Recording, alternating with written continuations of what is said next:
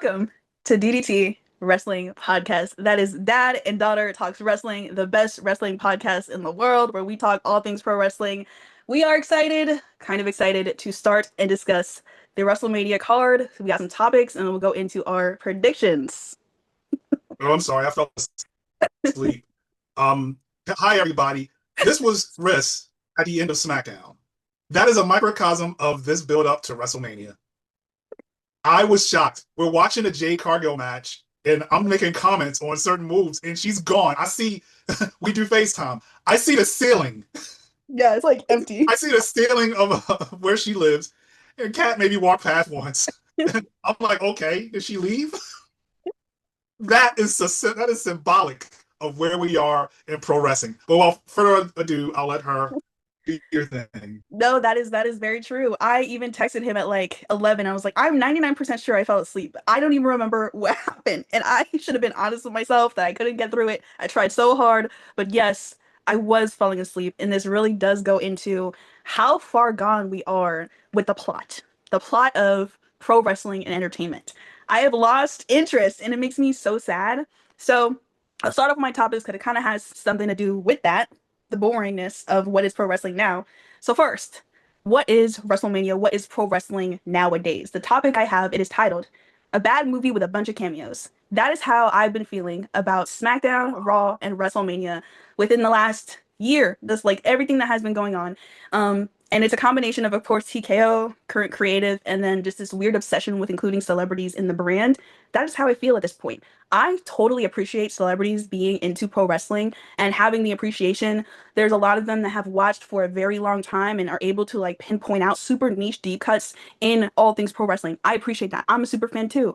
However, when the celebrity has been included in storylines, especially storylines that have supposed to have been serious, it takes away all of the seriousness from that storyline. The perfect example I have is literally Cody Rhodes and Randy Orton. You would think that they just met and that there's no substance with the way that they're including Pat McAfee and Jelly Roll. But these two gentlemen have over 50 years of collected experience in pro wrestling and have 20 years, that is 10 plus 10, 2 decades, almost my entire life of history together. There's no need for the celebrity to be included. Recently, I also saw like I think it was a Twitter or like a tweet on X from Lil Yachty about people giving him flack for being included in this whole Trick Williams situation. Sure, that's not like a super in-depth storyline. Well, I can appreciate that Yachty has a lot of history in loving pro wrestling. It just makes everything so unserious. Every time Trick Williams comes out, he wants to say, "Yeah, yeah, we're not in the studio, Yachty. We are not in Please. the we are not in the studio." And I'm just like, you know how silly it would sound if randomly one of these celebrities, these singing celebrities were like, yeah, I have this really cool album coming out, and the biggest feature is like some pro wrestler. And then you hear the song, and it's like a really terrible song. They have no bars, they have no flow, because they're not in their lane. That is how I feel about celebrities being a part of what is pro wrestling. I can appreciate them being a part of the funny gimmicks, but it just makes everything so unserious. And it's just kind of upsetting me because it's like, you have the potential, you have gold, you have low hanging fruit, the lowest of hanging fruit, might I add, with a 2 decade history for a storyline. But instead, you decide to include a former NFL kicker who is now, a sports celebrity, and then a country artist, multiple Grammy winning country artist. Fine, but let's just take a vote. Like how many of actual Jelly Roll fans are like, yeah, now I'm watching pro wrestling because he's included. Right. I'd like to know. And I'm buying I, tickets and going to Vegas. like that's what I'm saying. I'm like, how many of these Jelly Roll fans are like, yeah, I'm gonna go buy a ticket and fly to Vegas? Or how many of these Lil Yachty fans? How many of these Speed fans? I'm a fan of Speed's inclusion, but still, like, he can be included in this argument that I'm saying. The only caveat is Bad Bunny, where initially a lot of people thought it was very unserious for him to be included in wrestling. He had the Royal Rumble entrant and he performed really well actually. He had the tag team with Damian Priest, and then he initially then went against Damian Priest at Backlash, which I still today say that was an amazing match and they need to go back to Puerto Rico. But besides that situation where they incorporated a celebrity perfectly and didn't overexert where celebrity belongs, I still stand on adding celebrities to these storylines just completely ruins it. Do you know how silly it would be if there was some celebrity involved in this CM Punk and Roman Reigns? You would be like, what is going on? I don't know why they don't have the same sentiment for Cody freaking Rhodes and Randy freaking Orton. Why don't they have the same sentiment for that? So yeah, I'm just like, well, I appreciate celebrities being involved in terms of like their appreciation and being in the crowd, this feels like a bad movie with a bunch of cameos and not pro wrestling. The crazy thing is, Cody Rhodes has never had a linear way, like him versus opponent. It's always something. But the only counter I would have for your point Hmm. is celebrities have been a part of WrestleMania from the very beginning. You Hmm. had Cyndi Lauper, Girls Just That's Want to true. Have Fun, That's true. involved with Rowdy Piper, Lou Albano. Like you, the problem is this: we have celebrities and we have a lack of storytelling. They Hmm. are not good at it. They can't weave it in. They're shoehorning people in there. You saw my face as soon as Cody was on the screen and he walks by. He's talking to Nick Aldis. Nick Aldis walks away, and then who's there? Jelly Roll. Jelly Roll. And you can actually see Cody Rhodes. Last week's promo, the promo prior to that, Yes. you can see it. He knows we don't need this stuff. The story told itself, but the corporation, TKO wanted to shoehorn it, and it just drives me crazy that here's what you're, and I'm going into what I'm talking about, but I'll whatever. So Randy Orton is the reason that you should see the main event at WrestleMania. Hmm. Don't even see night two because it's not even worth it. It sucks. So here's 25% off tickets to see Randy Orton, who is the only reason that you should really be going to WrestleMania Hmm. so he can bring back the Attitude Era that he was never a part of. That right there. Now, look, I don't know if it's TKO saying, Pat McAfee, Jelly Roll, do it, get it in there, or creative. They're just not good enough right now in this stage of WWE. I think they've become too dependent on shock moments. Hmm. And so you are dead on. It's a bunch of cameos and no real story.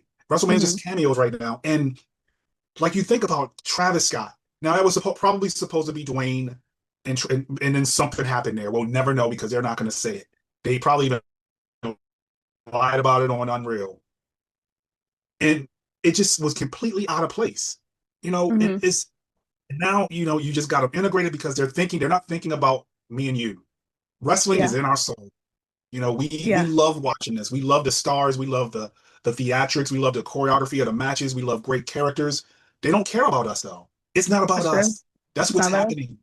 It's about, like you said. So like Jelly Roll fans are gonna look at this and whoa, look at Jelly Roll with these big pro wrestlers in their man panties.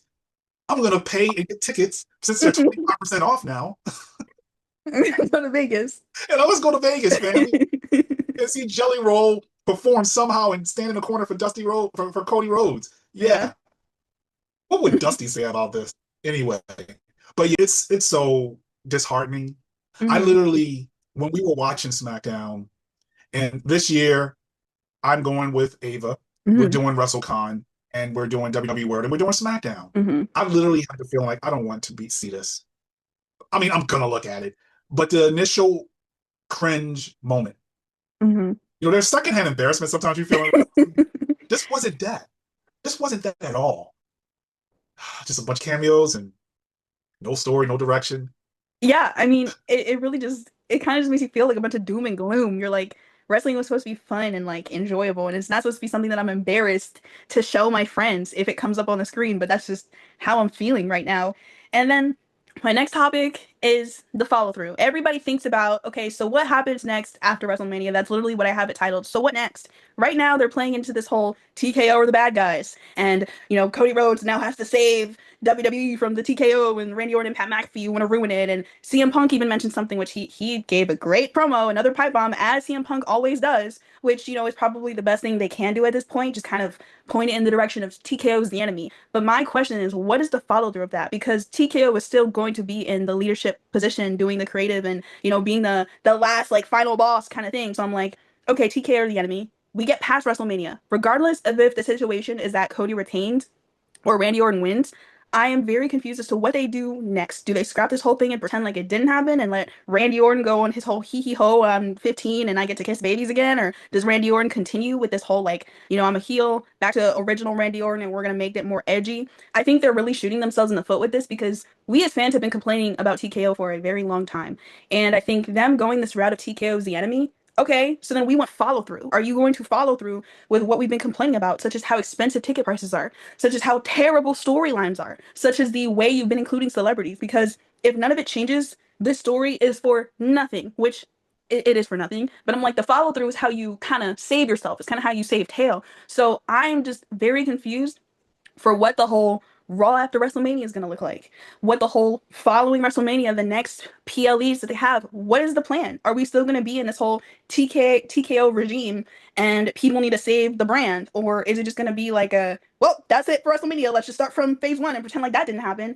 I think that's probably one of the hardest things that they have to do as creative, figure out what happens next after WrestleMania. And for this one, I'm at a complete loss. I'm at a complete crossroads. Like, I don't know what the plan is going to be for after WrestleMania. And I'm kind of concerned because I feel like we're gonna have this whole WrestleMania situation happen, and I'm probably still gonna be falling asleep after. Like, what's gonna be next? What are they gonna do to freshen up this brand? I mean, hey, you have the whole like new talent coming in, that does freshen it up. NXT talent coming in to create some storylines, but again, with their track record, they haven't been good at doing storylines. So I'm just curious as to what next, WWE? What are you going to do next? How are you going to continue to progress this storyline?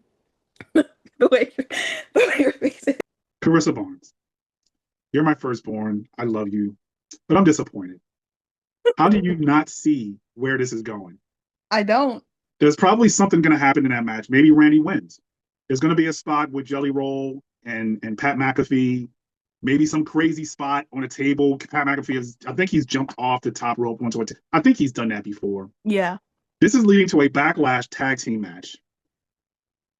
This is where this is going. TKO wants Pat McAfee involved because of ESPN and the people that watch his show. And ESPN wanted. ESPN feels kind of I don't think they're 100% happy with this deal. No, I look at the think they ratings. anticipated people spending the $30 a month when all of a sudden everybody gets a VPN. Yeah. I think they feel burned in this particular this deal. So what do? They put Brock Lesnar and Oba on free TV to try to get people to go to ESPN, and then they're going to tease you. But it's going in a direction of, Pat McAfee is going to, and Jelly Roll is still going to have involvement at Backlash. But you know what? Even with that, I say thank God for the other matches. This does put a stink on WrestleMania. And I would like to say, if there's one person in that company that can say no to TKO trying to involve Pat McAfee in their story, is Roman Reigns. I bet he's like, nah, this is all you need is Punk in him and me. There's no reason to incorporate that. Now, I feel like Punk made a comment about it because it's like you have to defend it. Pat McAfee crapped on everything. It is just it's not even good heat. It's go away heat. It's like, it's cringe. And it's like, where do you go with that? Are they going with them? I totally don't believe they're going with a TKO versus the common man for an extended period of time. They're letting Pat McAfee say what he wants, but they're not going to do an extended thing in this particular feud. So it's going to go to a Backlash match. Maybe the faces win this time, and then Jelly Roll will disappear, and maybe we'll see more Pat McAfee, and then he'll just disappear, and then they'll go back to their storyless AEW-esque. Look, I didn't mean to shoot a stray at them, but I am so upset with this company. As good as their matches are, they still haven't captured the imaginations of the masses, and they have an opportunity because they have so much talent. They don't have you know what I would do? Look, I would reach out to a certain person and say, I will give you half ownership of this company if you produce our shows. I'm going to give you one guess. Who do you think? Oof. So Tony Khan gives half ownership to this person to produce their show in order to make their storylines better. Just to elevate the company's profile and make the storylines better. It's not you. I don't want that smoke. You don't want that I smoke. don't want this smoke.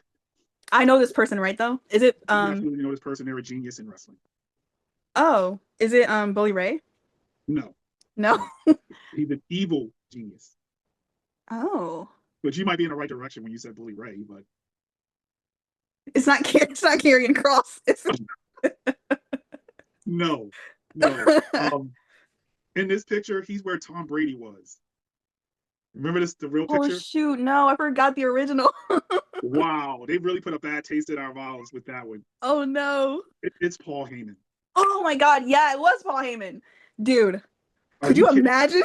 I don't want to dream like that because I mean, he's probably fully entrenched. He's a Yeah, businessman. He knows to be a part of the biggest dogs in the yeah, in a way.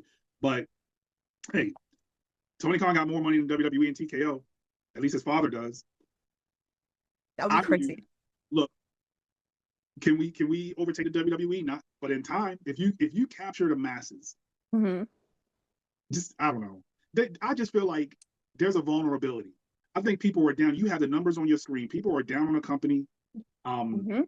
I mean, I believe Yeah. so. Wrestlers are down on the company. You know, Hmm. I got a feeling that if they got an opportunity, especially next year, since WrestleMania is out the country right now, Right they now, got yeah, an opportunity.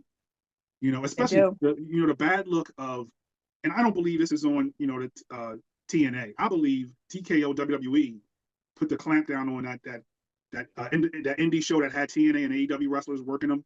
He was going to have Ziggler, or I'm sorry, Namath versus MJF, and Ricochet Hmm. versus Leon Slater. He was gonna have that. I It would have been agree. smart. It would have been smart to keep that going. I agree.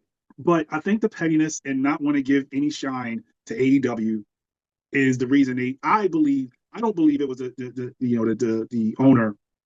And his name is eluding me. The owner of TNA. Yeah, I don't believe so. I believe because they have a relationship with WWE, WWE has influence, Yes. and that's basically what happened there. But I'm going off on a tangent. Anyway, your whole thing was where are they going afterwards? I know for one place they're going is um that probably a backlash tag team mixed, well, not mixed tag team, They include their but wives. mixed tag team. What if, oh my god, what if that was Brandy that Randy had knocked out when it was are you That's what kidding me? that's what we Now you thought. got heat back in that match. Now Right. the heat is back. But anyway, that's where they're going, and we can get into our when we do our predictions. We can talk about where some of the other places will go, whether there's title changes or whatnot. Um, but yeah, I think this match is definitely headed for a backlash. This isn't the end for these two guys, but That yeah, sucks. that's where I am. I hate that actually. Like I think I didn't think about that because I was just like, surely they'll just take him off TV after WrestleMania. But I guess not. Oh my God. That's my topics though. Before we get into predictions, do you have any topics you'd like to get off your chest? You know what? It's not topic. It's just feeling. Wrestling. There's moments when it makes you feel. It should make you feel. When Hmm. Michael Cole said when he made the call for Cody finishing the story, and he's like, finish the story, the emotion. Samantha making a call, that was the end. That was the end of creativity. That's There's been true. some stuff. There's just some people that are so talented, you can't screw it up. They can't screw True. you up with their stupid, irrational creative. There's just certain people that's, the main event on the other roster, those guys are Hmm. way too Drew McIntyre. Right. Like those people are just too talented to let creative mess them up.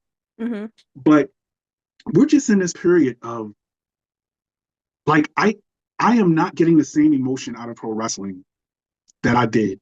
Hmm. Like we're definitely in this period, this era of the big moment, the John Cena heel turn without any direction going, and we don't know what Hmm. things happen in the background that kind of derailed that.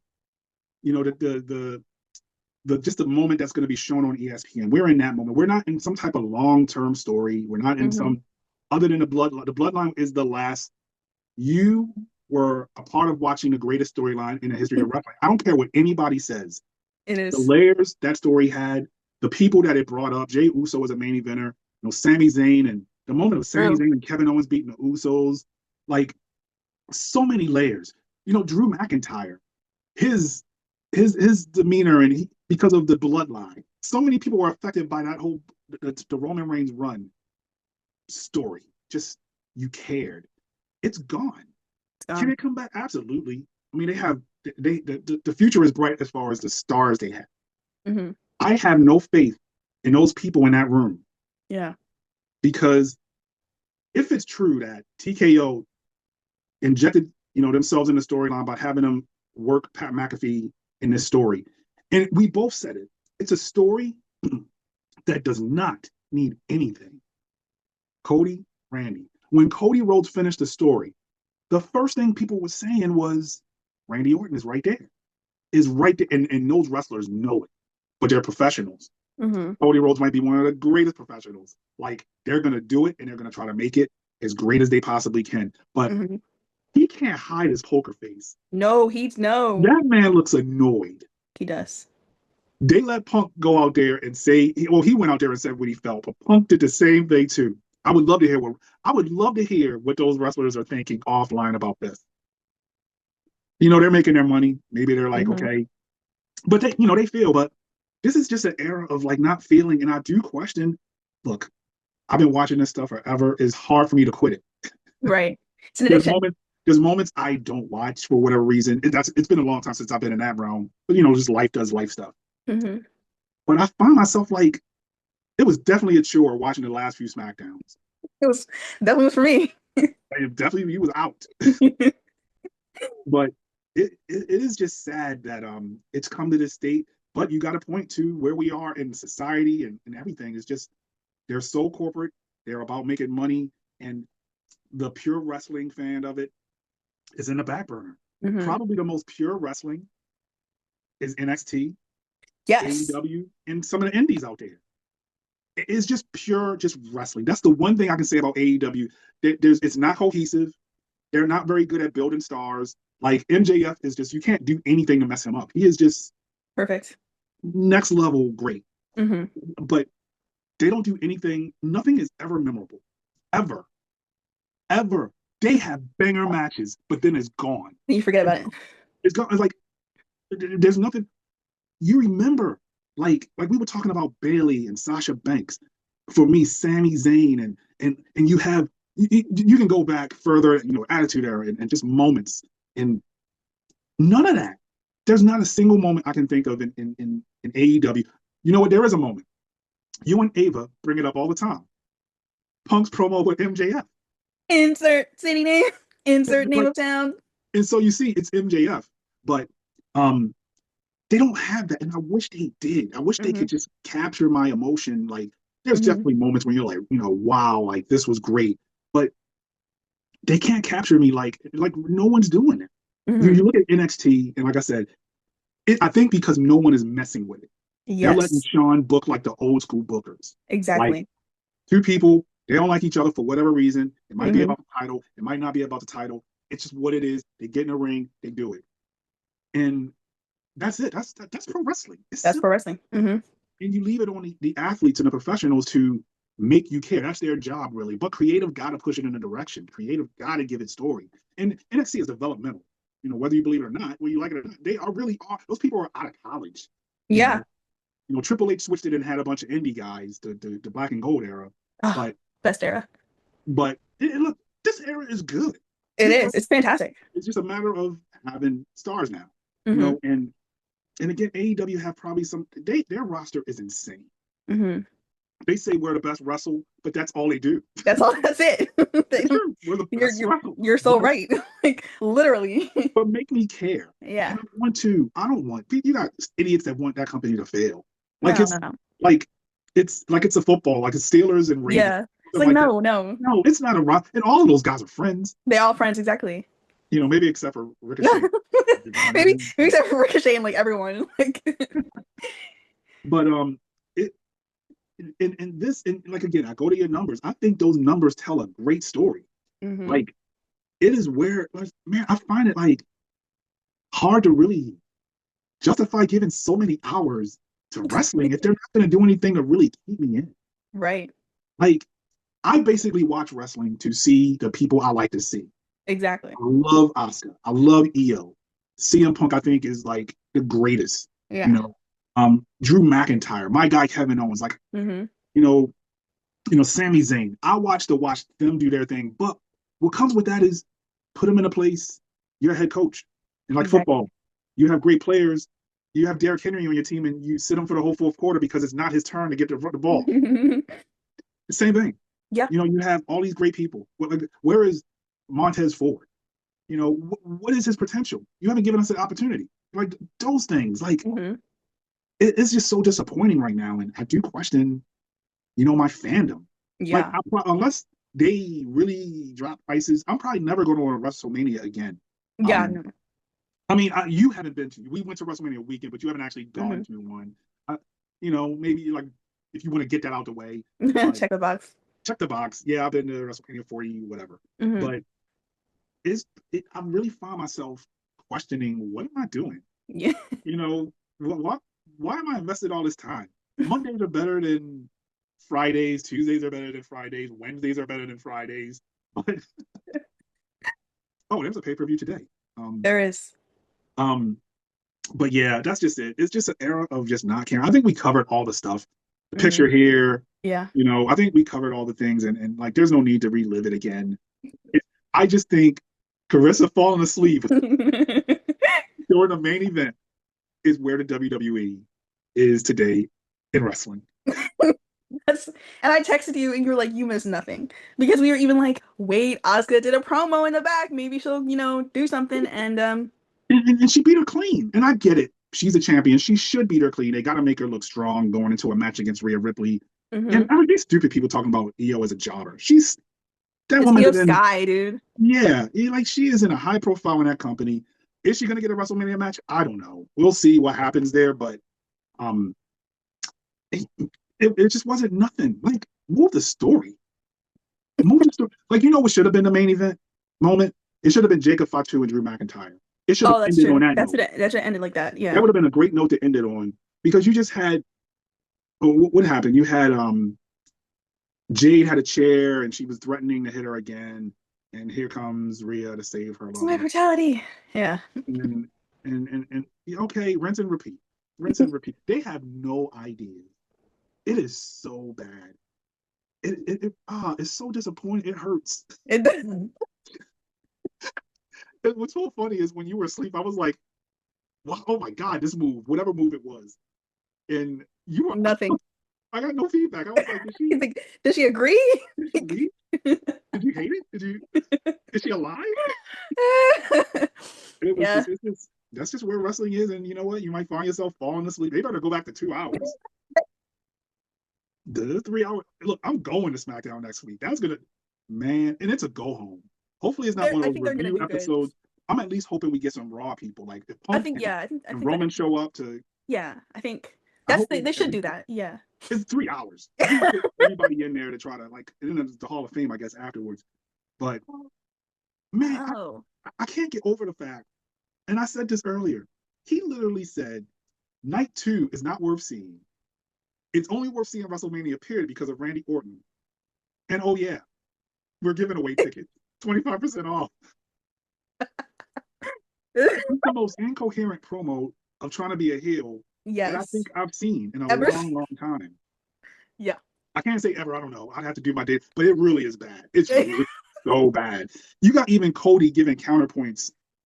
Yeah, I'm just talking and what he said about, I never knew what a fake pro wrestler was, or whatever whatever term he used. Yeah. That's so true. Yeah. Like Pat McAfee is coming off as a guy, just let me act like a pro wrestler. Yeah. It's weird. Anyway, that's all I really have. My emotion is just really taking a blow. Yeah. Is the way I feel about pro wrestling. AEW, please. Tony Khan? I love the wrestlers you have. It's just the product is not cohesive enough for me to really invest. Yeah. I only really just watch to see what MJF is going to do. That's it. Yeah. And I think Kenny Omega is amazing in the ring. And I'm like, it's anyway, rant over. That's where I am. My heart is hurting. I know, it's down. I mean, hey, maybe they can mend our hearts with the actual PLE. That's is WrestleMania. They're banking on that. I know. Vince McMahon believed we were so dumb that we didn't remember storylines, that he could just do whatever he wanted. And I totally believe they're like that. Yeah. But they don't care about the build-up when they see the pageantry and this pyro of WrestleMania. That's probably what they're thinking. I think so too. Yeah. It's pathetic. We're not goldfish. We remember. But now it is time to do the infamous prediction. I have the Saturday card that you should only pay for, and also the Sunday card laid out. So for the Saturday card, these two matches, I'll say them in order roughly. The first two matches are going to be featured within the first hour on ESPN2. So, ESPN trying to, get that bread. So first they have the six-man tag team match featuring Logan Paul, Austin Theory, ISO Speed, and the Usos versus LA Knight. Or no, and the Usos with LA Knight. So I think we kind of saw this from a mile away as soon as they decided to basically incorporate Speed in this. I don't know if this is for the titles or it's just like hey, this is it's just a grudge. Okay, so it's just a grudge match. They could easily have the Usos and LA Knight win this, but I also don't really know how they intend on like doing the like who's gonna win. I mean, because who's been getting the upper hand these last few moments? I mean, the Usos and LA Knight, like they've kind of gotten the upper hand, but then they would like drag Speed out from under the ring really quickly, or like they would, the heels would run away as the heels usually do. I mean, the Vision, like I still think that that faction is kind of dead at this point. They did put the titles on them to help kind of revive them, but I mean, since it's not for the titles, they can take the loss. But I don't know. With them having Speed on their team, is like, do they want, them to end up with the upper hand? Is Speed going to start becoming like an integral member in this and actually like really try to like be involved? Because right now he's still like scared, like, oh, I don't want to be involved. Is he gonna like at WrestleMania be like, okay, I'm really gonna fight? I don't know. Yeah, I think for this one, which it's really unfortunate because this is the way that LA Knight got into WrestleMania, but whatever. I don't think the Vision has to win. Like they've been getting like the solo wins, so they could take a loss here because they don't lose the titles. Right. It's WrestleMania, and matches like this, you see that the face team tends to go over the feel good moment. I can see a place where maybe Speed he redeems himself. Oh, by helping them and help them win or something like that. But the fake, I mean, Division took the title, so I think the Usos and LA Knight get there and get back here. Yeah. Unless they want to do some craziness with the storyline and make Jay turn on somebody because he's been kind of overhyped and amp. But they're not creative. Let me not get my hopes up. Yeah. Faces win. Faces win. And then also we have the unsanctioned match between Jacob Fatu and Drew McIntyre, which I'd argue that it's this one probably has the best like story in terms of like the series matches for night one. Now this one, I think they've done a really great job. I know there's an argument of wanting it to be a Hell in a Cell, which I do agree with. The unsanctioned match, they just want them to be able to like use bulldozers and stuff like that and go out into the parking lot and do all that stuff. I mean, they jumped off a 20-foot building, so I guess they're gonna try to outdo themselves with that. It's gonna be a great match. I already know that. It's gonna be very exciting. This is probably gonna be the opener. I think that Jacob Fatu can definitely take this one. Drew McIntyre, like he doesn't need it. I know he doesn't necessarily have the best WrestleMania track record, but I think that they both done a very great job with progressing the storyline. They're both workhorses. The in-ring for this match is probably going to be better than the in-ring for Cody and Randy, respectfully. And that just has to do with the fact that they have more space to be creative. But even if it was a regular match, I'd probably argue that Drew McIntyre and Jacob Fatu have a little bit better of a, little wrestling Cirque du Soleil dynamic than what Cody and Randy would deliver, especially with the fact that if Pat McAfee and Jelly Roll get involved, don't even piss me off. But anyway, sorry, getting ahead of myself. I think that Jacob Fatu will win this one. It'll be a very great win for him.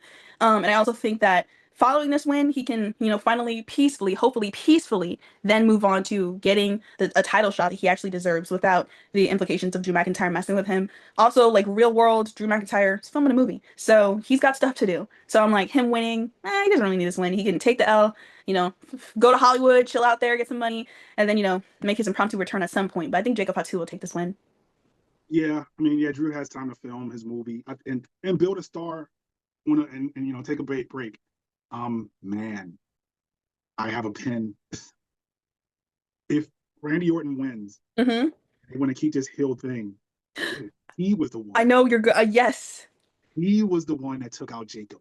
Yes, that's perfect. But the story already got legs. That's perfect. Plus, the way that Fatu was like sprawled out on the floor, his teeth was out. It makes sense that he got a punt kick. That totally makes sense. Like that, like art. Because I guess Drew McIntyre could have claymored him and got him in the mouth, but I think it totally is perfect for it to be Randy. But let me not get my hopes up because I already talked about the match for Randy Orton at Backlash. No, I mean maybe post Backlash, Jacob Fatu. Yeah, true. He's elevated to a title. Yeah. So and then it comes out, I was the one that pictured. Yeah. So it was him all along. Jacob Fatu, I think he's the right guy to go over, and I think he'll go over. Drew is gonna help create another star. Yes. And then go be in a movie and get his head cut off, probably. Yeah, Exactly. Now we have the WWE Women's Tag Team Championship Fatal 4-Way match. Nia Jackson, Lash Legend as the title holders versus Charlotte Flair and Alexa Bliss versus Bayley and Lyra Valkyria versus the Bella Twins. So I'm not the biggest fan of the way this match goes because they usually are like, oh, somebody's in this corner, I'm just gonna tag him with her, not my partner. I think that's very weird. I know like the caveat or I guess the counterpoint is, well, if you go in the match, that means you can pin someone and da da da. Whatever, dude. I think the logic is really weird. Unless one individual from each partner like comes in and Right. they're all fighting, that makes sense. But regardless, I thought they're gonna do like a ladder match. Come on, let these ladies That do a makes ladder sense. match, man. But regardless, I think yeah, like we liked our time with the Irresistible Forces. I'm glad that they put the title on them, but I do think that they are not going to come out of WrestleMania with a title. Now, the wrong choice is the Bella Twins winning. I don't think they should win. Yes, they are the Hall of Fame legacy team. I get it. And maybe down the line they can get those titles, but I really would like Bayley and Lyra Valkyria to get these titles. Bayley got her WrestleMania dreams taken away last year. So I think this is really a good opportunity to kind of make up for that. Bayley and Lyra, like while they were kind of doing some like weird like storyline with Bayley having the whole multiple personality thing, regardless, they've been a workhorse tag team. Like they are so awesome. I mean, ring generals for both of them, of course, but then also I think their dynamic has worked. So I think, we have heel titles or heel champions right now. The faces can then take it and then they can move on from there, however they so choose. But I think the right choice is for Bayley and Lyra to get these titles. Yeah, and I feel like just make up for screwing Bailey last year Mm-hmm. out of her WrestleMania match. Like that was so ridiculous. I'll do the should win, will win. Who should win is definitely Bailey and Laura Valkyria. Mm-hmm. I feel like they definitely had the exciting matches. Who will win is you can look, but you can't touch. Yeah, I It's know. it's it's WrestleMania. You can't touch. They're gonna win. The tag titles have been out of sight, out of mind for the most. Well, Nia and Lash Legend, they've been on each show. I True. don't see that for the Bellas, but they're gonna win those titles and probably drop them to Charlotte, and I don't know what they're gonna do, but yeah, Bellas are winning. Okay, so then the next one, we have the Women's Intercontinental Championship match, AJ Lee versus Becky Lynch. Now, I am disappointed in the fact that this is not a gimmick match. There is no extra stipulation involved here. It's just a regular one-on-one. We've seen this already, and this feud has been going on for the past 6 months. So you would think that they would try to add a little bit more color to this, but no. I don't know why. This is AJ Lee's like first like WrestleMania one-on-one like, and Becky Lynch, she's not a spring chicken when it comes to WrestleMania. Becky Lynch has had her fair amount of matches at WrestleMania, so I'm like, they could easily have made this like a last woman standing or like a, they don't need to go as far as Hell in a Cell, but they could have made it something. But yeah, it's just gonna be a one-on-one. If AJ Lee isn't going to be a part-timer, I could see her coming out of WrestleMania with it. But if she's just gonna show up for like key cities on Raw and PLEs, there's no need for her to keep the title. I stand 10 toes down on if the title cannot be defended, or if the person is not going to like regularly be on shows. I'm not a fan of that. Regardless of who it is. So I'm like, I can't cherry pick who I like. I think all titles. I love AJ Lee. I want to see her on TV. But if she's just kind of like wanting to do like a part-time situation, I'm not interested in her keeping this title. Becky can keep it. I think there's opportunity for them to have like great storylines, regardless of if both of them keep it. AJ Lee is obviously, a face and will be a face. And a lot of new up and coming heels or heels that haven't had the opportunity to get a title yet can easily go against her. And vice versa with Becky Lynch. Like Becky Lynch can easily make a storyline with anyone. Now, there are a lot of people that are interested in Becky going back to the main title picture, which so am I. But like I said, if AJ Lee is not going to be showing up regularly, especially for a title like the IC title, we need to see the title regularly on TV because it won't maintain relevance if it's not shown up. That Right. first time when Julia first won the US title and wasn't on TV, people forgot about that title, which was So like sad. the whole purpose of them introducing these women's titles was for the next tier down women to have opportunities to be on TV. So yeah, you need the lower tier titles on TV. If they're not, at the very least, if they won't be on PLEs or defended at like main events, then show them on TV over the week. So I can't forget who's the title holder. That's my biggest pet peeve. So yeah, if the best case scenario for it to be on TV is that Becky Lynch has it, I'm all for Becky getting that title. But then if AJ Lee intends on showing up on a weekly basis and being a fighting champion, then because her husband is out every week, so she can be there every week. So I'm like, so there's incentive there. So yeah, I'm in favor of either one. I don't actually don't have a preference with this. But whoever it is, I am tired of this feud. Don't have them be together again. I think Yeah, it's end it. done. This is the End it. last match. That's like my only thing. I don't care who wins, but this is the last match. I don't want to see them go against each other anymore. So I'm gonna disappoint myself in fantasy book here. And I like your point about Becky moving on to the world title scene. I think you can definitely do that. You know, come the next phase, and I got a way to make her a face. Becky? Yes. Okay. Do tell. So she's having her match with AJ Lee. Mm-hmm. And oh my God, someone's interfering. Who's coming down the ring? But Fatal Influence. Ooh. They help her win the title. And she basically is, whether she's a member of Fatal Influence or just like, I'm here to guide or mentor, whatever. I like whatever that. relationship is. I like that a lot. She's with them. And because JC Jane, of course, can't be trusted, She turns on her. she turns on her. Eventually. Becomes Intercontinental Champion. Perfect. Becky Lynch is a face. All Move over her again. on to eventually go against Liv Morgan, who's probably, well, we won't go there yet, but Yeah. move her as a face that could challenge for either world championship. Mm-hmm. But yeah, I do think Becky's getting that title back. But you could do the same thing if AJ Lee wins. AJ Lee wins, Fatal Influence is now, she's outnumbered by them three. Mm-hmm. He loses the title to her. Puts over a younger, newer star. Yes. But I am going to predict that Becky Lynch is going to win. Mm-hmm.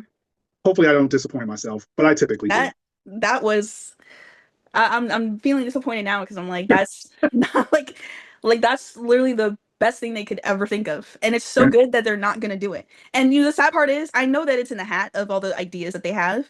And somebody miraculously could pick out it from the hat and they'll be like, you know what? No. Or like last minute they just decide that they're gonna do some random stuff. Oh, Becky will lose, but they'll run it back at Backlash. Literally the worst thing they could do. So terrible. They run it back at Backlash. We don't see AJ Lee until the night before Backlash for them to have a singular promo about it. That is the worst thing they could do, and that's probably exactly what they will do, because that's what's been happening. So that is an amazing. Because yeah, I mean, I think JC Jane at the very least is ready to move up, and I'm not really interested in seeing Fatal Influence split apart yet. So I think that would be great. Neither am I. For them she looks good with a title. Some people just look good with a title. Yeah, she does. She does. JC Jane has done wonders on that NXT brand, but I think she's done everything she needed to do.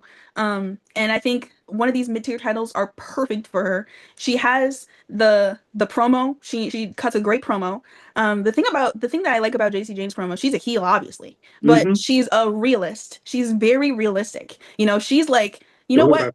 I don't believe in myself, but I'm still gonna get it done. Like, it's just funny how she said that. She's like, you know what? I know that I had help. I know that they cheated, but I still pinned them. Like, she's realistic like that. I love that. I appreciate that about her. I think that it just adds a sense of realism. Like, yeah, she's a heel and she'll still do heel stuff and she'll cheat, but she won't lie about it. She'll be like upfront, like, yeah, you know, I still won though. I got the best of them. And that's ultimately how you get titles. You pin them and you win. So I think yeah, I'm really looking forward to her coming in on the main brand. I think she'll add a good fresh coat of paint for everyone. And right now, like, keep her as the heel, regardless of what the fan reaction is to her. No need to change anything like that. Sometimes WWE is weird. They think, oh, if crowd cheer, must be good. It's like, no, you don't have to do that. You can just keep them as a heel. You don't need to have them appeal to fan service or anything like that. So yeah, I'm actually like kind of down because of how great that was and how low potential that they might do that. But you mentioned Liv Morgan, which takes us right into this next match. Women's World Championship match, Stephanie Vaquer versus Liv Morgan. So yeah, I mean, Liv Morgan, she's the best the best Royal Rumble winner ever, as she constantly reminds us about that every time she goes out to talk to the crowd, which I think is really funny. We didn't know who she was gonna choose, but I do like how they've built nothing into something. Liv Morgan and Stephanie Vaquer didn't have any tissue, any connectivity until they actually built it from the ground up. They started with the background segment, you know, Stephanie Vaquer cut deep, made Liv Morgan cry. Liv Morgan tried to like throw us off with who am I gonna pick? And then, you know, she completely sucker punches Stephanie Vaquer as like a means of her saying, I picked you, and then that really just kickstarted their back and forth. And they've had some really, really mean, you know, back and forths, which, you know, just adds really great heat. The simplest way to add heat to a match, allowing the wrestlers to fight each other. And that is exactly what they've been doing with Stephanie Vaquer and Liv Morgan. I think, you know, I understand like wanting to get the promo out. We see the value in promos with we see the value in promos with CM Punk and Roman Reigns, but those are promo gods. You know, if you have people who, I'm not saying Stephanie Vaquer doesn't have a great, she's a great promo when she's speaking in her mother tongue. When that stuff is translated, she's comfortable with it. Yeah. When it's translated, she's cutting deep. Translated, she said, I think the boss bleach blonde dye has gotten to her head if she thinks she can beat me, which is like, that's a deep cut. So I'm like, they both have, great like promos and cuts towards each other for sure. But I think they've really shined in the back and forth brawls that they have, one of which was extremely violent, where Stephanie McCare pushed Liv Morgan into Roxanne Perez as a receipt for Roxanne basically making a return and sneaking up from her from behind. It left a huge welt on Liv Morgan's head after she pushed her into the TV, to which Stephanie McCare on Twitter posted a picture of a plastic baby with its head pushed in as like a I'm like they're doing a great job with this, I think. And this exactly is the formula. It's simple. It really is truly simple. Yeah. They both had no storyline. They had no connectivity toward each other at all. And voila, you have a face, you have a heel, and you have the perfect, easy formula in order to build up a story. And I think this is one of the better stories that they build from nothing into something for WrestleMania, and I am looking Right. forward to this match. I think I am ready for a title change. I think Stephanie McCare, like, she's done great with what she had. I do think that there was plenty more opportunity for her to have a lot more defenses, a lot better matches. I mean, she had, of course, that initial match with Io, which was insane. And then that phase of defenses with Raquel Rodriguez, Raquel. which were not bad at all by any means, but I do think with the duration of time that she was champion, I think we could have gotten a lot more matches out of a wrestling powerhouse like Stephanie McCare. So hey, I mean, hey, just a learning outcome for them for next time when she will get the title, because of course this isn't it for her. She's absolutely gonna have more and more title reigns in the future. But I am ready for Liv Morgan to get this title back on her. I think bringing some gold back into Judgment Day would be great. There are some theories out there that Raquel and Roxanne may work against Liv Morgan. Raquel still has a receipt for Liv Morgan for eliminating her from the Royal Rumble, and Roxanne may have some animosity towards Liv Morgan because Finn Balor, who brought Roxanne into Judgment Day, is now no longer in there. So perhaps Roxanne may feel that her spot in Judgment Day is on thin ice. So who knows with that? I mean, that Right. is an avenue for storytelling, sure.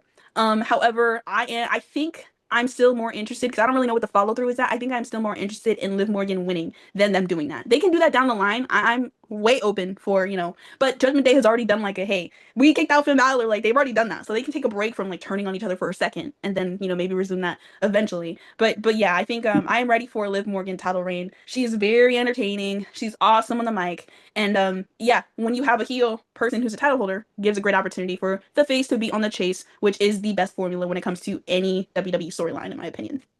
Right. And Liv has been like MVP. Yes, for a while. He has been so good. And I'm honestly not sure where you go if Stephanie retains. I'm not sure where else you Agreed. go. I don't know who else you put, in that line. And you can plant a lot of seeds of dissent in Hmm. Judgment Day. They can be happy and, oh yeah, Liv has a champion, but you can definitely have Raquel giving her a side eye and Hmm. do those things and kind of extend it a little bit more. Yes. Um, and hey, you can possibly have a way of making Liv a face, out of all True. of this. But True. yeah, my prediction is that Liv takes a title. I think it's time. Get her another title run, and you can. We use this word story. You can get a little bit more mileage of the story with Liv as a champion. So that's Hmm. my prediction. Liv Hmm. should and could and will win. Yes. And then we have what should be the main event of WrestleMania Night 1. Does it feel that way? Not quite. Who knows? Maybe they change how we feel within these last two shows. But we have Cody Rhodes defending his championship against Randy Orton alongside Pat McAfee. Right now it's listed as Cody Rhodes alone, but we do know that Jelly Roll will very likely be involved in this somehow, some way. Um, we've said this all through the show, all through last week, or the previous installment, the previous installment, and the previous installment, and the previous installment. We are very disappointed in how they've built the story up. Probably in my entire time of watching wrestling between like two people, probably the longest amount of history, like in every storyline that I've seen. So yeah, and I mean, it's not like I've been watching wrestling for forever, but I'm just like, for me being sentient to wrestling, I just really thought that this was going to be something. You mentioned that since Cody Rhodes won that title, that they were mentioning Randy Orton. I'd argue to say that ever since Cody Rhodes returned, people were mentioning Randy Orton. Yeah. Cody Rhodes returned, alley oop to Seth Rollins. He did an open challenge, and that's when Cody Rhodes returned. It was great. That kickstarted their feud, and then the trajectory of Cody Rhodes integrating into the best storyline in WWE history. And people were mentioning Randy Orton even through the Bloodline story. Like Right. people were thinking, oh, like Randy could be involved in this way. Randy got So right affected there. by the bloodline. Like it was laid out on a silver platter with cutlery and everything. But unfortunately, they just pushed the food out the way and they're giving us dumpster trash McDonald's right now. So yeah, I mean, how do I predict this? You know, Parties. They gave us Arby's. That's what we're eating right now. We're eating Arby's. Oh my gosh. Unrelated. Somebody said Arby's is the real world chum bucket, and I think that's the funniest thing ever. Um, but yes, I feel like we're eating Arby's right now because of what they're producing. So, okay, Cody Rhodes retains. That I really don't know how to predict this one. I don't know. I think Cody Rhodes won't retain, but it's very disappointing that Randy Orton's number 15 is by the assist of Pat McAfee, just kind of like the John Cena 17 is by the assist of Travis Scott. It just sounds silly to say that. Um, but I think Cody Rhodes on the when he's in the position of the chase and wanting to get like revenge, wanting to get the receipt, that is his best position. So, setting up the tag match for Backlash, I think if Randy Orton gets the title and they say, well, the stipulation is if you win this tag match at Backlash, then Cody Rhodes can have a rematch, something like that. I don't know. I think that gives him incentive for actually wanting to participate in a tag match. I feel like if Cody Rhodes retains, even if they beat him up, what's the reason for Cody Rhodes wanting to do a what Jelly Roll? Cody Rhodes does not listen to Jelly Roll. Jelly Roll is not played in his household. So I'm like, they could beat Jelly Roll. They could beat You'd be Jelly Roll. surprised. I mean, come on, his wife is Brandy. They could beat. They could beat Jelly Roll up. They could beat Cody Rhodes up. I'm trying to think of, sure, they can set up a match for Backlash, and no, it doesn't have to make sense because it's WWE. But I'm just like thinking logically, which is probably the wrong thing to do. What is the incentive for Cody Rhodes to want to even have a tag match alongside Jelly Roll? What's the reason? I think that yeah, if Randy wins this title. And they go on this whole thing of, yeah, we won, we're saving wrestling from being boring and fluffy and bringing back the aggression or whatever the heck they're gonna say. Cody Rhodes being back on the chase, and if the incentive is that he gets a rematch somewhere if they win this tag match, fine. But it's Right. just so silly. Like, Cody Rhodes doesn't belong in a tag team with Jelly Roll. Like, that doesn't make any sense to me. It actually, it just, I physically like recoil when I think about that. The idea of the idea, I'm like getting mad. The idea of Jelly Roll getting the hot tag, and like that is just, I can't even. I genuinely cannot even Wait a like minute. imagine this. Didn't he do the Dusty Rhodes like Yes, punches? yes, like that, and that's the. It's right there. It's right there. Regardless, I think for there to be a little bit more connection and logic for there to be the tag match at Backlash, I think Randy Orton will win this. Um, and yeah, I just think, yeah, Cody Rhodes being in the position of like losing and being a loser and having to build himself back up, like that's where he thrives. So we'll see, but I am not speaking about this in any kind of excitement at all. So here I am booking a match again. So we know Pat's coming out. Yeah, Pat's gonna come out and help him cheat. And you yeah, know who's gonna be sick and tired of all the cheating? Jelly Roll's gonna come down that aisle. He's gonna get himself involved. He's gonna punch out Pat McAfee, but then he's gonna get caught with an RKO, and then he's gonna get ready to get punted. And what does our superhero do before he gets punted? He gets in the way to block it. He gets caught. He catches an RKO or a punt. 1, 2, 3, new champion. That's your incentive for the tag match. He had to save Jelly Roll from getting punted in the head. So my prediction right there is Randy Orton winning. hmm I think that is fresh, oddly enough, for a guy that's won the title 15 times. I think that is fresh. yeah, Cody on a chase. You got Jelly Roll involved. I don't know what else to really say about this match. I don't know if Pat McAfee is like a manager support buddy for Randy Orton as he's walking down the ring with the title. But yeah, I predict that Jelly Roll will come out mid-match to help Cody because they're cheating and hmm involved. He's gonna have a fist fight with you saw he got in the face, of Pat McAfee. So it's gonna be because Cody is trying to save Jelly Roll that he loses his title. That's how that match is gonna go. There's really nothing else to say. Again, I'm not excited. That's my prediction. I actually think he should and will win. Yeah. Okay. So then for the Sunday card, so ESPN doing the same thing. First hour, we have the Intercontinental Championship ladder match with Penta defending his IC title versus Javon Evans, Dragon Lee, JD McDonough, Rusev, and Rey Mysterio. So funny enough, they announced this and then they were like, yeah, guys, little did you know, we were doing the qualifying matches on we were doing the qualifying like you guys I don't even got nothing. I got nothing for that. it was such a funny justification. I can't even say it with a straight face. But they're like, yeah, this whole time you guys just weren't paying attention. And I'm like, all right. So then on a SmackDown, we see all of them in the ring, and they're like, yeah, we're having this ladder match. And then we hear Rey Mysterio's music, and we're like, huh? Oh my God, I thought he was out with an injury. And he announces himself and basically says, this match is missing one thing. And he basically says that he's in the match. Which, I guess Rey Mysterio just, wasn't interested in the whole Gunther, like, getting my career, which, I mean, I get it, especially if he's not ready, to go. But then also, if he wants it to be his son, I'm on board with that. It should be his son. Totally. I just make that make sense. So I'm like, Gunther doesn't have to be the career killer for everyone. Right. But yeah, we don't want to put him in this box. But yeah, so we have this match that they just kind of threw together and try to justify. But you know what? I am happy that the IC title is being defended at WrestleMania. Now I would love if Javon Evans wins this title. I think that he would be great with it. I know that there are some people that are like, no, he has to wait until like 15 years until he wins his first title.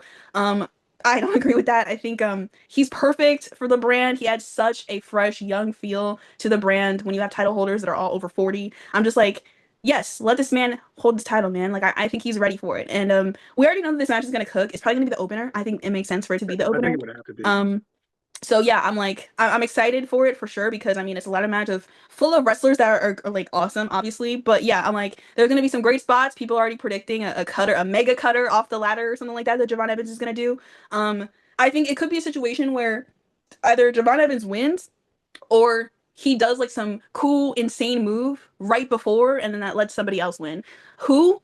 I don't think it makes sense for anybody else to win besides either Penta or Javon. Like Penta can retain and have his WrestleMania moment retaining, or he can or Javon can win. Like those two I think make the most sense. Nobody else has been like built up to have a title. I guess the only thing is Rey Mysterio. He can win a title whenever he wants. It's Rey Mysterio. That one time when they had the tournament for the US title and then Rey Mysterio randomly beat Austin Theory for it, which is like so weird, but hey, it's Rey Mysterio. So yeah, I would love for Javon Evans to win, but I think there's a small part of me I have like a 60-40 ratio where 60 he's not winning and 40 he is. And I don't know. I just think the reason is people thinking maybe he's not ready yet. I would love for him to have his WrestleMania moment here.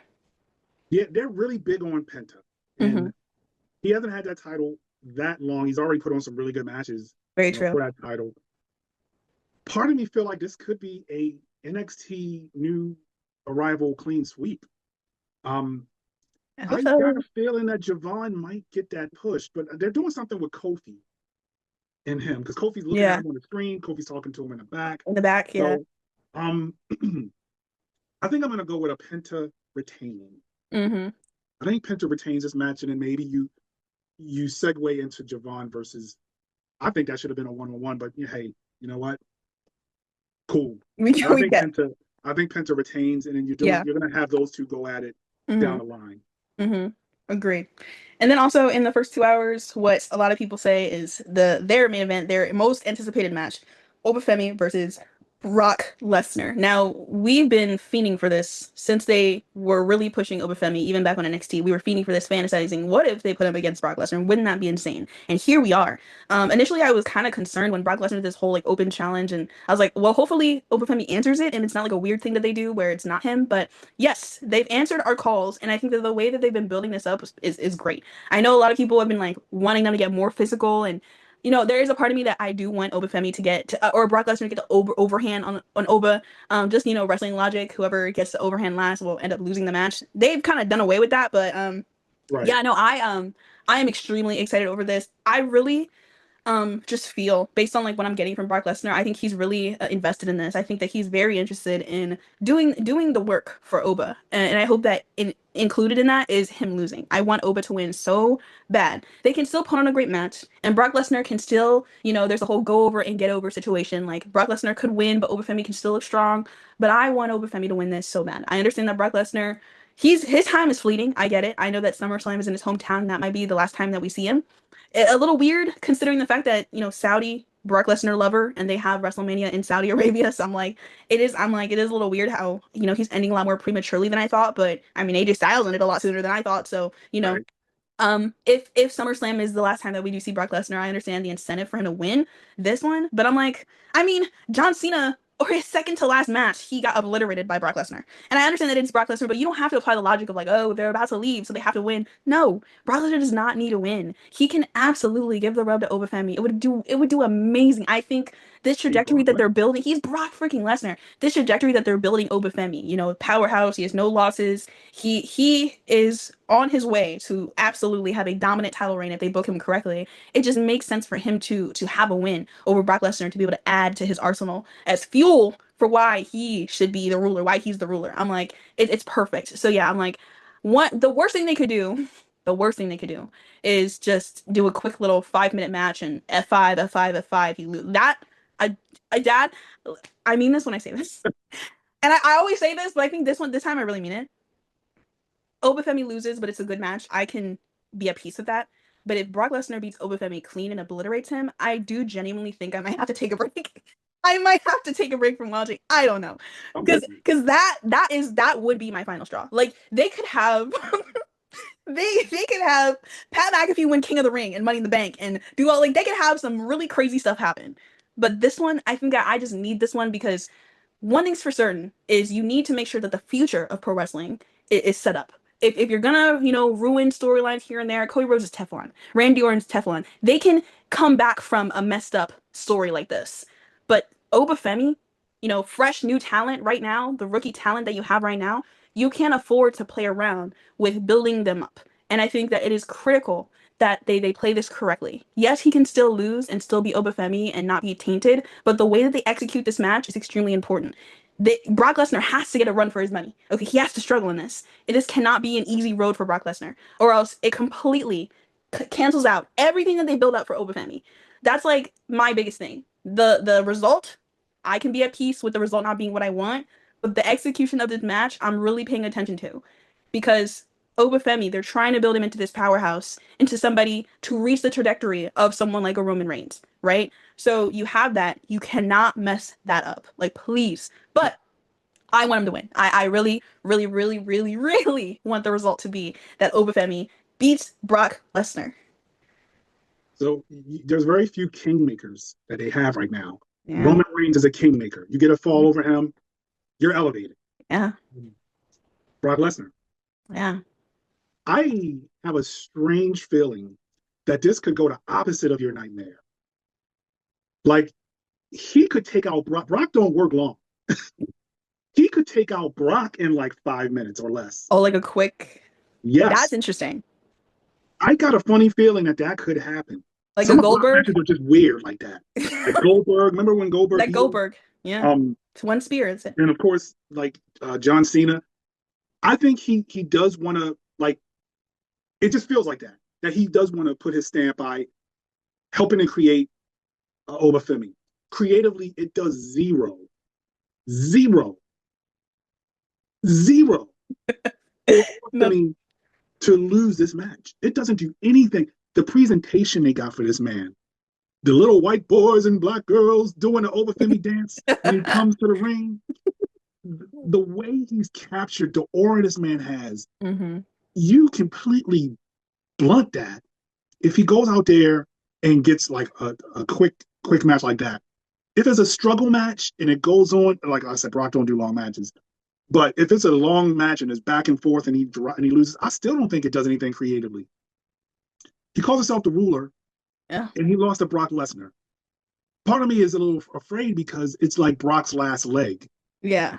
Unless he gets his heat back from someone else. Like, you know, you have Paul Heyman in that little backstage, and everywhere he does an interview, Gunther talks about he wants Brock Lesnar. Brock Lesnar was like his dream match.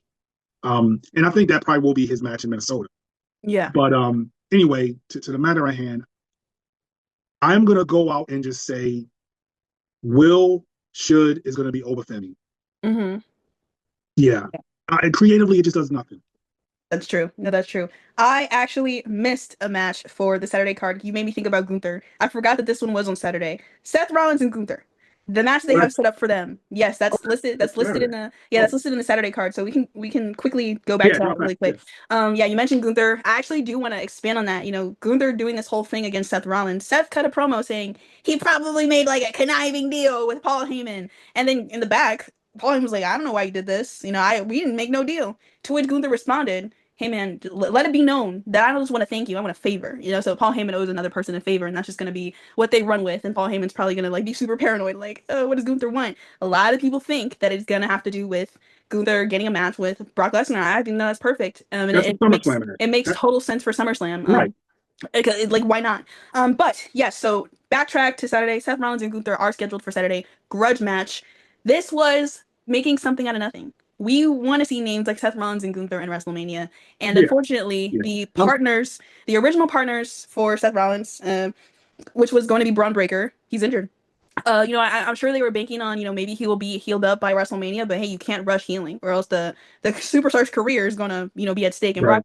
Braun Breaker is not somebody they, want to need a risk like that, right? So I think they still have the opportunity to follow through or follow up with Seth and Braun, but it's just not going to be at WrestleMania like we think. There are some theories that he might come in and cost him the match, but at least there isn't going to be a back and forth. He's not cleared. He's not cleared for wrestling. For what we know right now. So yes, we have Seth Rollins, we have Gunther. This is going to be a great match. They're both ring generals. This is going to be very exciting. The wrestling style for Seth Rollins and Gunther, I think, will mesh really, really well. Yeah, I can't wait. Man, I can't wait. Like, yeah, I'm excited to see how they do this. Yeah, I know a lot of people are annoyed because there wasn't a foundation for this, but I think with the follow through, how they follow up with it, who cares? I want to see these two wrestlers in WrestleMania. Them not being in it, it just doesn't make sense. So I think this is what they could do, and I'm happy that they did something, and they're not just Right. sat in catering. So Right. yeah, we have Seth Rollins and Gunther. I think if the situation is that maybe Braun Breaker wasn't healthy enough to come back for a match, but he can interfere in some way, shape, or form, Gunther could go over for sure. Especially if they want to capitalize on the whole Gunther protecting Paul Heyman from Seth Rollins. If he wins, he beats him, messes him up a little bit even further. I'm like, that will push that incentive even further for them to build on that story. But yeah, especially with the predictions or people's theories of Braun Breaker maybe coming in and costing Seth Rollins the match, I could really see Gunther going over here. Seth Rollins winning, I don't know. Like, I mean, either one of them could win, but I think it is better for Gunther to not take a loss than Seth Right. Rollins, because of the potential of, Braun Breaker interfering. And yeah, also, like, of course we initially thought that Gunther's dance partner would be Rey Mysterio. We found out that he is healthy. He's gonna be in a ladder match, which is way more dangerous than a one-on-one. But, hey, that's not meant to be. It's not meant to be. I'm just glad that we get to see them. So I think for story progression, I think it just makes sense for Gunther to win this and get another dub at WrestleMania. Right. I mean, there's the rumors that Breaker is medically cleared, but they didn't want to rush it. But I Right. do feel like he could have a spot. And I True. feel like Gunther and Seth Rollins is a one-off. So what you could do is, like, the rumors are that he interferes, costs him the match, and then backlash right there. Exactly. So yeah, I mean, I don't mind this at all. Mhm. Like, in this, they have an excuse. The circumstances, freaking everybody in the division got hurt.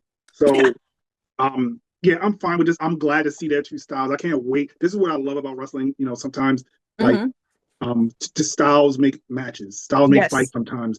And yeah, they didn't have a storyline, but I can give them a pass here. Yeah. But you have a chance if Breaker is. If he's not, I think you can have Paul Heyman somehow True. cost him the match, and you can Agreed. still further that somehow. I mean, he's been beating the hell out of Paul Heyman, so maybe Yeah. maybe he gets to get back somehow, and Gunther gets the win. It keeps Gunther high profile. So yeah, that's my prediction. Should and will Gunther. Nice. Okay, so then back to that Sunday card. So after the 2 hours, we have the United States Championship match, Sami Zayn versus Trick Williams.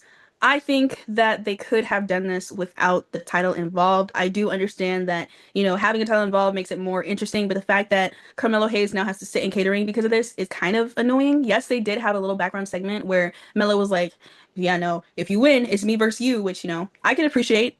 Big connective tissue between Melo and Shrek that they can now revisit, once this match is over. I think the the only thing that makes sense here is for Trick Williams to win. Sami Zayn retaining, I hear theories of him like fully turning heel, and then he I don't know, cheats somehow and then he wins the title, but no, I know that the people are booing Sami. They're not booing Sami because they want him to turn heel. They're booing him because it's like you didn't need you didn't need to win the title in order to go against Trick Williams. They already had a foundation there. I think just adding to the title, like the whole Nick Aldis being like, I don't have a spot for you, Sami. You don't have a spot for him, but you have a spot for Speed, and like, okay, whatever. I think it's so funny how recently, this hasn't happened before, but recently for like the Royal Rumble and for this one, you have the manager saying, "I'm sorry, there's just not enough space." And I'm like, what are we talking about right now? Right after, and then somebody announces, "I'm in the Royal Yeah, Rumble." exactly. I was like, what is going on? Like, this is the first time they're doing that, and it's so weird. But yeah, so yeah, Sami Zayn made a spot for himself at WrestleMania, just like he said. And he, even though Trick Williams told him which way catering was, he won't be in catering for WrestleMania. That was So hilarious. Sami Zayn catering's that way. But yeah, like I think this is obviously going to be a great match. You know, they both are amazing in the ring, so it's going to be very exciting. But I think the only thing that makes sense is for Trick Williams to win. I do not think, even if like the whole like maybe Sami will turn heel, this, that, and the third. I'm not as interested in that in Trick Williams winning. It'll be cool for him that he's got a title, and then he can then continue where they left off with Mello. Because they obviously have a really rich history. So that would be pretty interesting to see what their dynamic looks like now that, yes, Trick Williams is technically a heel, but he's like the cool heel that people like to cheer, and Mello's a face in comparison to what it was on NXT. So I am very interested in that now. I know it's like, where does that leave Sami Zayn? With all due respect, I don't care. Like, I'm not saying that I don't want to see Sami Zayn anymore, but like, not everybody needs a direction immediately after WrestleMania. I am okay with, Sami Zayn kind of taking the back burner. I know that we have the whole WrestleMania in Saudi, and if that still does happen, of course he's gonna be there. But right now, because of what we have in front of us, Trick Williams is the dance partner of Sami Zayn, and he absolutely, without a doubt, should take this win. Yeah, I mean, they've been building to a heel turn for Sami Zayn, and I think part of taking the spot from Carmelo Hayes is a part of that. It's a part of that. They've been building it, and I think that's what's after he loses the title to Trick. He's going to turn heel and go down in that direction. He needs fresh. He needs something fresh. A fresh paint, yeah. Yeah, it's kind of stale somewhat with him. Yeah. He can cut the passionate promo, but I think I would like to see something a little different from him. But yeah, it's time. Trick, they want to put that title on him. He is definitely one of the biggest stars in the company already. So yeah, that's my prediction. Should and will Trick Williams. And I'm totally fine if Lil Yachty is nowhere to be seen. He does not need to be there at all. He'll be there.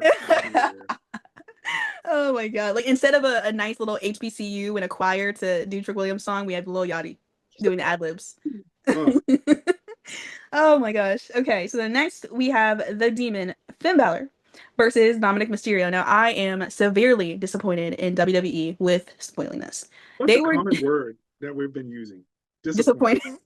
Such a common word. Take a shot of grape juice or wine, of how often we use it is a Sunday. Take a shot how often we use disappointed. They've been doing the build up for this has been a little wishy-washy for me. I mean, of course they had like, the whole turn on Finn.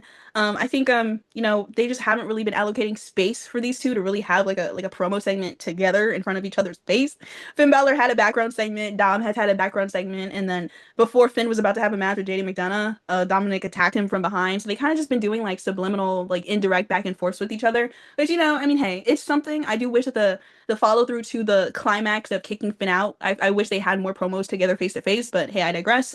They did do a background promo with Finn where they kind of like morphed his eye to look like the demon, and that was like the, oh, they're hinting at it, oh, I'm excited. And then for the ESPN show, they basically spoiled it, and I'm like, what are we doing? Obviously, this is, desperate time calls for desperate measures. They're doing everything they possibly can in order to get butts in seats. And I don't know. Yes, there are people that are huge fans of the Demon. I don't think that's going to be an incentive for them to be like, you know what? Let me spend $1,000 on tickets to fly to Vegas, to spend $1,000 on hotel fees, to spend $1,000. Like, I don't think that's going to be enough of an incentive for people to go. Not even people living within a close radius to drive. I don't think it's enough of an incentive for that at all. I think they really could have kept it a surprise. One of my favorite things about WWE wrestling and pro wrestling are crowd pops. And the crowd pop, I feel like, would have been so much more astronomical and exciting for this if they kept it a surprise. Because now I know that the heartbeat is coming. And yes, I'm going to be excited. Yes, my eyes are going to be glued to the screen because I haven't seen this intro in years. But come on. My reaction would have been way more exciting if we hear the heartbeat. Like, oh my God. And now it's just like, okay, the heartbeat's coming. I wish they didn't spoil it because, I think that it's going to be a great match, obviously. But yeah, I think, like you said, disappointed. The word of the day today is disappointed. We're in a disappointing era. that's the era. Your prediction for the match. Oh shoot, I was so disappointed. I forgot to say it. If Finn Balor is going to be the Demon, he can't lose. But I think even with Judgment Day coming in to try to interfere, I think it makes no sense for them to bring back the Demon and he loses. That's crazy. So I think Finn Balor will win. He does need his receipt for them literally beating him up and getting 619 with the bell hammer to the head. So yeah, I think yeah, Finn Balor as the demon will win.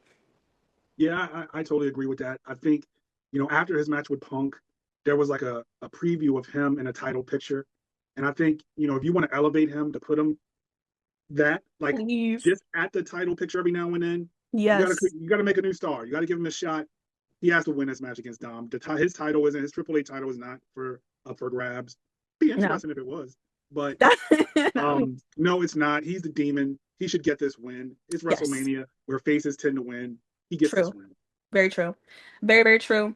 And I feel like your last point about where faces tend to win might basically give us the result of this one. So next we have the WWE Women's Championship match. Jade Cargill defending against Rhea Baletti Ripley. Now, I I am unfortunately disappointed, surprise, surprise, in the way that this match has been built up. Now, we just knew that Rhea Ripley was going to win that elimination chamber.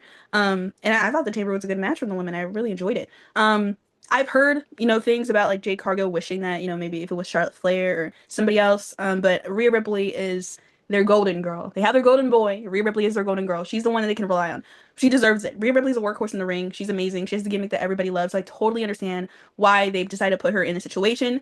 Back to back to back, killing Jade on the mic. There's not a singular promo that Rhea Ripley hasn't beaten Jade on, and that does not have to do with the fact that Jade can't promo. It's just that's the creative decision. And then, they decided to add a little bit of a switch where B-Fab and Michin joined forces with Jade Cargill, the whole if you can't beat them, join them. Which, I can appreciate them kind of doing a little bait and switch with us. But again, I feel like this build for this story, when I'm comparing it to the counterpart match, which is the Liv Morgan and Stephanie Vaquer, both started with nothing. They both did not have any connective tissue. And I think Stephanie and Liv have more chemistry for their feud than Jade and Rhea. I don't know why that is. I mean, from the first promo alone, the whole like, I've got bigger muscles than you. I have more six pack than you. Like, what are we talking about right now? Yeah, I don't know if it's like the girls they're being like muffled or filtered, or I don't know what it is. They try to add a little spice where Io is there to help Rhea. The platonic soulmates, and adding the whole like, okay, well, Rhea doesn't care if Jade hurts her, but she cares if you hurt her Io. And I'm like, all right, but you're doing this when you have only 2 shows left. When if you were gonna do this, why split them apart? Why do the whole thing about sorry, Io, I have to go, but hold it down here for me? Like, why do all that to then just bring Io right back? Because I thought that them splitting them up would then open the door for Io Sky, the best pro wrestler in the world, going against Asuka, the best pro wrestler in the world, to have an amazing WrestleMania match that would knock it out the park. I thought that was the reason why they were actually doing the split. We got Monday. But no, I mean, we do have Monday. And I forgot which show. I think Sunday show has less matches, but one of the shows has less matches, which Sunday. Bad idea to put a match like that on a Sunday when Saturday needs the help.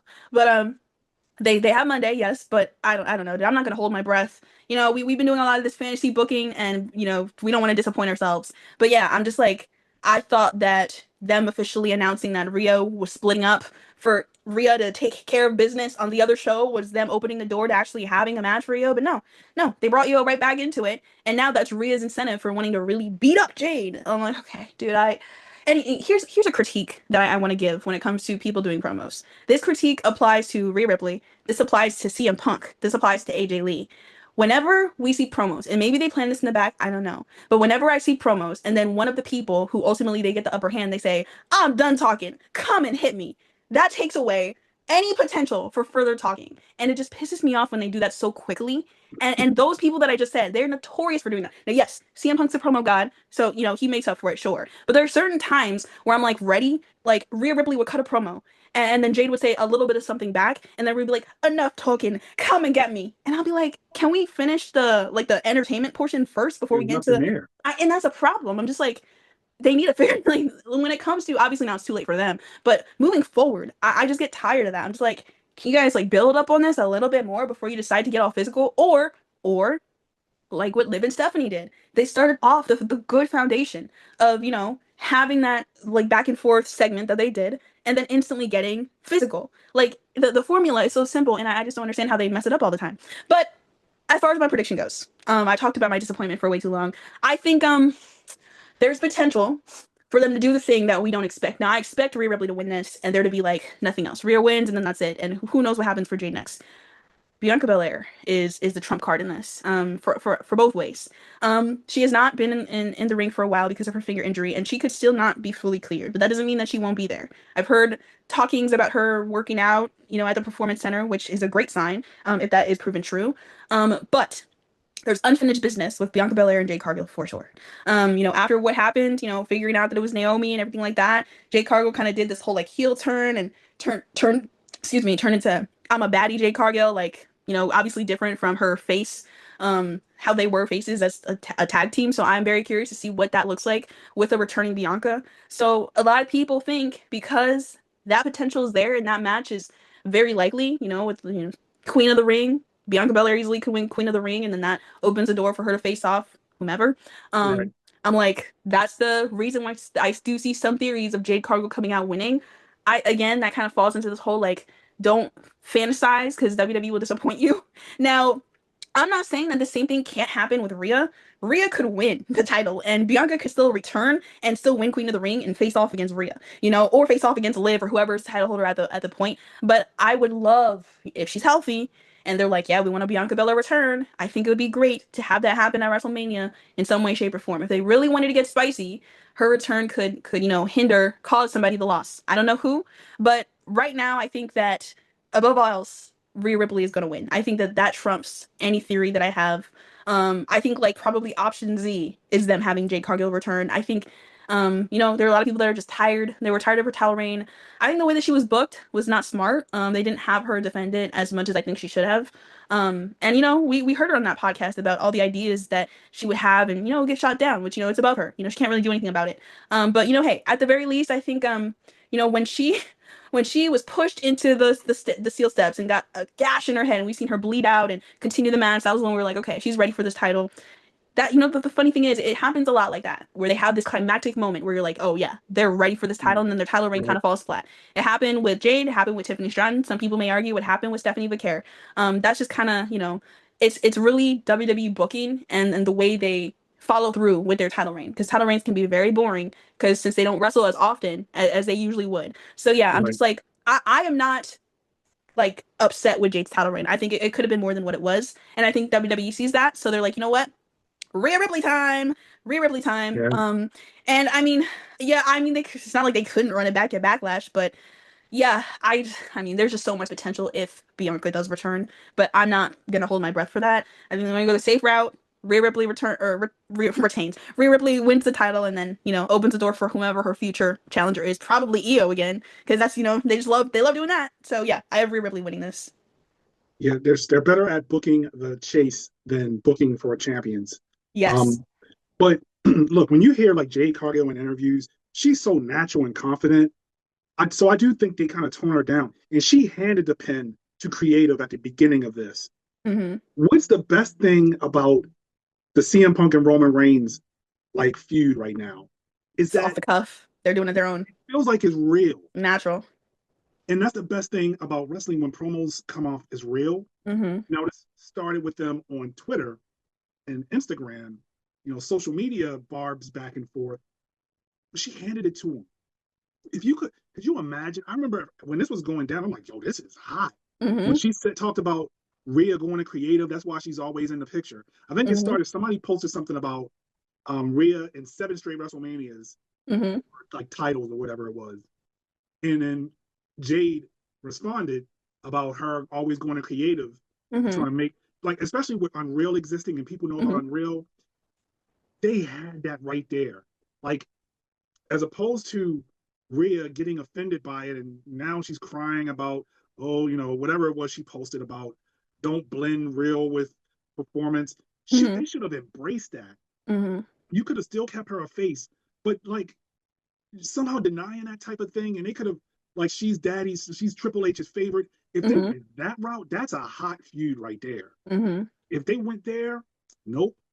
They went boring. Like you Mm-hmm. said, my body is stronger than yours. I'm tougher than you. I was in the independents. Like, really, both of them haven't really been great at the promos. Rhea is just slightly better because they've been letting her get the last word. Mm-hmm. And it seems like Jade isn't that good scripted. I felt like if they let her do her thing a little bit more, she'd probably be better. But I don't have any hopes of anything creative in this. Rhea Ripley's gonna win this title. Yeah. You move on, and I don't know what you do with her. To me, her title reigns are boring, but she's gonna win a title, and then I don't know where else you go with Jade. She can still have her heel faction. Maybe there's a tag title running there somewhere, but she can probably go for the tag titles with one of the members and something. But yeah, Rhea Ripley, she's gonna win that. Yeah, you brought up a great point about how they kind of broke the fourth wall with the whole creative thing. They've let the men do that all the time. Like they've let the men do that very frequently ever since Unreal came out. So I'm confused as to why, because there are certain times where they kind of trickle it, like they step on the eggshells with the women, but they haven't fully done it. Yeah, Demi, they need to protect Demi. Always protect Demi. She didn't like it. You saw how I don't know if you saw that tweet. She was in her feelings. Yeah. That wasn't Rhea tweeting. No, that was not. She was like talking about being offended about don't blend my work with. Like, get out of here. Which also, that's true. Also, I won't take that anymore from wrestlers. The whole like don't blend real and performance, because Unreal exists. Even if you don't agree with it, unfortunately, Unreal has basically taken that away from everyone. So at this point, you don't get to just say, oh, well, only certain wrestlers get to talk about the behind the scenes, or no. Every wrestler gets to talk about it now, because Unreal is a show that we can watch where we literally see. We saw when Rhea was talking about the triple threat. She talked to Damian Priest about every single move that she was going to do. We saw that. That's how you prep. We know how you prep. We know what's going on behind the scenes. So I'm like, we don't get to just cherry pick about who gets to talk about it when and da da da. Maybe you're uncomfortable with it. I sympathize with that, sure. But at the end of the day, Unreal exists, and the men right now, what they're doing with Cody Rhodes and Randy Orton, and I mean CM Punk even cut a promo on Pat McAfee. They're already talking about TKO and creative and Unreal and everything like that. They already do it. So it was right there. Too bad. Like I'm like, right there. They could have easily taken it there for sure. Set it up. Jade set that up. That could have been hot. I agree. There was a moment when that was going on. I'm like, it ain't gonna push the main event, but if this get hotter, it could. It definitely adds. Happened. Jade did that promo about her body being bigger, whatever the heck, and I'm like, okay. That's the thing. I'm like, I'm not convinced that was her pen. Like that doesn't sound like something she would say. Like she flexes, but like that's not like in her repertoire. But the company shut it down. Yeah. They shut it down. They're like, no, we're not going here. Yeah. But yeah, Rhea uncreatively wins the match. Yep. And the crowd will cheer like sheep. Yeah. So then the final match of WrestleMania night, for night 2, which hopefully will not leave a bad taste in our mouth like they did last year. CM Punk defending his title against Roman Reigns. Now, they built this up very nicely in the beginning. I know some people said that it reached a little bit of a plateau. I think CM Punk definitely brought it back with his most recent promo, where he really was just like, you know what, like they were doing like some like immature like nanny nanny boo boo like things when they were getting physical with each other. But now, you know, CM Punk brought it back, talking about some like, yeah, I'm not no nepo baby that was bad at football that got recruited by a weird old man.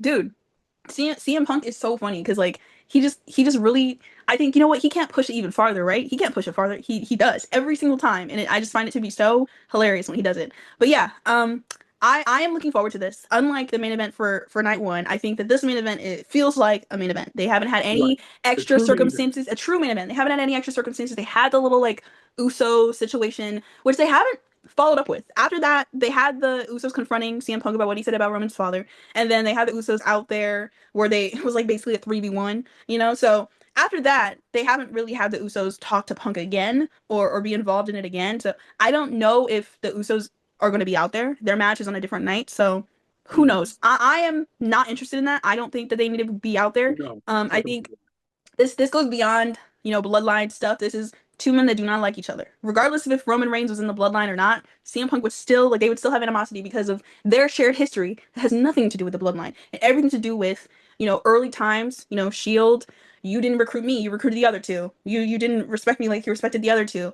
And then you talk bad about the brand for years, making my life really difficult when I was, you know, the one who they wanted to make the star. Like, that's fuel right there. That's connective tissue right there. So I think they've obviously done a wonderful job on the mic for their promos. Of course, you know, they had to have the physical element, you know, of course, in comparison to their counterpart match. The physical element was eventually needed because, you know, there's only so much you can say in a promo. I do wish Roman said something that cut a little deeper than just calling him old, you know, but hey, maybe that's CM Punk's final straw. There's always something. That's kind of deep, though. That's kind of cutting deep for a guy insecure about that. That's true. You know what? That's the thing. We all have our insecurities. It's all something that it could be simple, but if somebody calls you it, you're like, well, no. Like, especially like with the whole connecting. You're old, you're about to be done with wrestling. Seeing John Cena and AJ Styles retire, they're around the same age. Brock Lesnar is about to go around the same age, so I know people are looking at Punk like, "Are you done, son? Because you're old like them." So yeah, I can understand that, but yeah, I'm like, I I think I don't really see Roman Reigns returning as a full timer or not even like a part timer. He's been like a once in a blue moon kind of wrestler at this point, and I think uh I think CM Punk will win. I think CM Punk will retain at WrestleMania. Oddly enough, initially from the beginning of this, I did think that Roman was gonna win, but I think as I continue to see like through their promos and how the physical altercation went and the whole like Usos kind of getting involved, I think the story they're going with is yes, CM Punk, he's old, and it's hard for him to continue on in matches, but ultimately Roman can't do it himself. I think that's what they're gonna go with. And I don't know if it's like I hope Punk wins or I hope Roman wins. Personally, I would be content either way because they're both amazing. But yeah, I think there's just a little bit more to the whole CM Punk can persevere through the age than the fact that Roman. Because I mean, when you think about it, like when he was with the Bloodline and he never won like a match on his own technically, and then he comes back. I think has he? When's the last time Roman Reigns won a match since like the whole Bloodline situation? I'm trying to think, and like He lost to Bronson Reed. he lost to Bronson Reed, so I'm like, he it's been a while. I mean that makes sense because he was the champion for over 1,000 days. So Yeah. does he really need a win? No, but I think he has enough wins for multiple lifetimes. But yeah, I think the whole thing of like, yes, CM Punk is old and there's gonna be a lot of false finishes, and it's like, yeah, turns out you couldn't do it, Punk, because you're old and crotchety and you're about to go. No, CM Punk is going to persevere through. And yeah, I just think I'm excited. Like the CM Punk title reign, I've liked it so far. Yeah, I think he's done a great job. He just adds so much color to it, like not just like rainbow colors. Like he has like unique colors that like chartreuse and magenta and like just colors that you're like, wow, this is unique. Like yes, like that's what CM Punk does. He just adds such a unique feel to it as a champion because he's not your conventional champion. He's not your conventional babyface. So I think this edge that we have with him is great. He talked about Roman Reigns is safe. Roman Reigns is this. Roman Reigns is that. I think there's more opportunity for more matches and feuds for Punk. Now the caveat to that is it's if Roman Reigns wins or whatever, like I think Jacob Fatu could face against anyone and be great because he's a chameleon, but some people are like they would be interested to see what would happen next if Jacob decides to go for the title and Roman Reigns holds the title. Like they would be interested to see what happens with that if they decide to pursue that. Granted, I did prefer what you said about Randy Orton if he's the one who did it. I think that they could do Jacob and Roman whenever, especially if Roman. If they stay on a brand. Yeah, if they stay, yeah, I'm like they can do that at some point down the line. But yeah, I think I've convinced myself that I want to see Punk win. I think it's because there's more heels for Punk to work with than over faces for what is Roman Reigns? Like, He's just an entity. Like he he's doesn't. just an entity. Like what is he? Yeah, I think there's more for Punk to work as a face to work with different heels. Yes. You could have him and eventually Logan Paul, and that would be heat. A heel Jey Uso. You can do a lot more things. Mm-hmm. I do have a feeling that Punk is going to retain. It's Mm-hmm. still really hard for me to predict this one, right? Because he is the tribal chief, and all the people go crazy and point their Mm-hmm. runs up. Mm-hmm. But I got a feeling he's going to retain because of that reason. And Roman Reigns is an attraction now. Mm-hmm. He's going to be an attraction. The last thing you need again is for him to hold the titles hostage and show up Whenever. every 2 months. Yeah. No. So yeah, I think, and then Punk puts somebody over. I like that. Whether it's Braun Breaker again, I don't know. That could. Oh, bro, don't even get me started. That would be insane. Yeah, I think we end the night hearing Cult of Personality. I don't know if something happens after that. Yeah, you're so right. That's the perfect way to end the night with a Cult of Personality. Yeah, I think that's how we end the night. That's how WrestleMania ends. Mm-hmm. Do the Usos get involved? I don't know.